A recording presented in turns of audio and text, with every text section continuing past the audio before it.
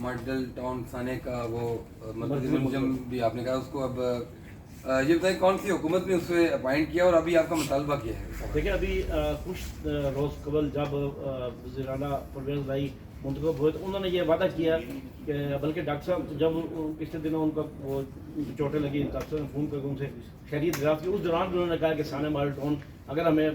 دوبارہ اقتدار ملتا ہے ثانیہ ماڈل ٹاؤن صاف کریں گے۔ اب جب وہ وزیر اعلیٰ بن گئے ہیں اور اس کے بعد فوری طور پر سرگودا میں طارق عزیز نامی جو ایس پی تھا اس وقت جب ثانیہ ماڈل ٹاؤن ہوا، وہاں کھڑے ہو کے اس کی نگرانی میں سارا ثانیہ ماڈل ٹاؤن لوگوں کو قتل کرایا گیا، وہ شاباش دیتا رہا گلو بھٹ کو، اس کو ڈی پی او سرگودا لگا دیا گیا۔ اب وہاں پہ جو سرگودا کے ہمارے پاکستان عوامی سیکرٹری وہ ریگولر احتجاج سوشل میڈیا پہ پرنٹ میڈیا پہ احتجاج کر رہے ہیں کہ اس کو ہٹایا جائے، بلکہ وہاں امن کمیٹی کا اجلاس تھا محرم کے سلسلے میں، وہاں کچھ علماء کرام جن کو میں خراج تحسین پیش کرتا ہوں، ان علماء کرام نے اس اجلاس میں جانے انکار کیا ہے کہ ہم اس اجلاس میں نہیں جائیں گے کیونکہ یہ ڈی پی او ثانیہ ماڈل ٹاؤن کے قاتل ہے، اس کے ایف آئی آر ہے۔ وہ لوگ انہوں نے بائیکاٹ کیا اس اجلاس کا کہ اس کو ہٹایا جائے۔ اس کے باوجود ابھی تک کسی کے کان پہ جوں نہیں رنگی، تو میں مطالبہ کرتا ہوں